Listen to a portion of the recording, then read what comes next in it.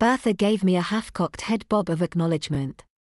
Yeah, anyone messes with you. There was a smacking sound as BB punched his fist into his hand. Then we're going to have something to say about it.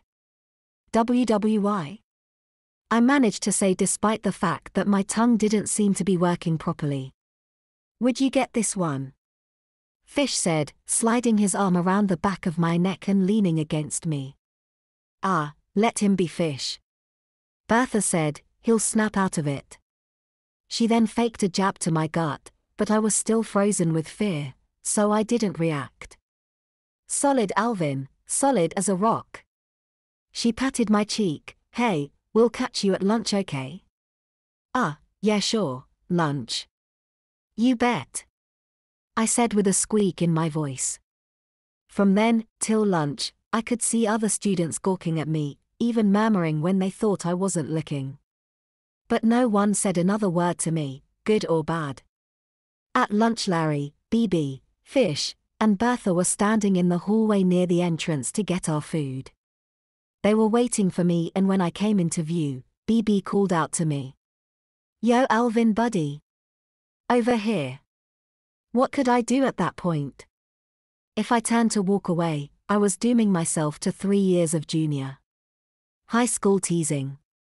However, if I joined them, I was allying myself with the 4 most disliked students in the school. Hey Alvin. Come on. We saved you a place in line. BB called out again. He then turned and shoved some kid out of line. The decision was made for me. I had become the 5th, what had Stax called them? Hooligans. By the end of the day, the word had spread all over the school that I was hanging out with Larry, BB, Fish, and Bertha. Even when they were not with me, everyone cleared away from me, as if Bertha's odoriferous aura had somehow spread to me. After school, as I was getting my jacket from my locker, BB and Fish came up to me. Fish spoke first, so you doing better? Knowing the reason they had become so chummy with me, still caused me to flush red, but still I answered with an unconvincing, yeah. Oh yeah, that sounded positive. BB joked, giving me a playful shove.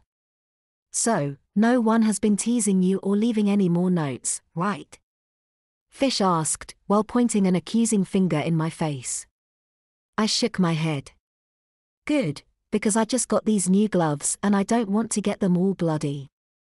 You know what I mean? He said with a laugh and a backhanded slap to my arm. So you'll be back tomorrow? BB asked in a way, which made it sound more like an order than a question.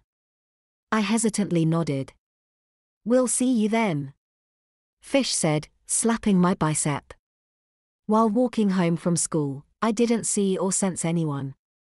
And believe me, I was keeping a keen eye out for anyone or anything remotely suspicious. At home, I was greeted at the door by my grandmother, who promptly asked me, how did your day go? The second I saw her, I was overwhelmed with feelings of guilt for the way I had dumped on her just one day before. I didn't answer her right away. However, I began to apologize profusely for my tantrum and the horrible language I had used. She embraced me and hugged me tightly to her. You are a very good boy and I knew you were just reacting to a terrible situation, she said. Then, taking hold of my hand, she asked again, but how did today go? So I told her exactly what happened. I told her about the note on my locker, about being called names, and then about how 4 of the students came to my rescue. I did, however, leave out the part about those 4 students being the most feared bullies in the school.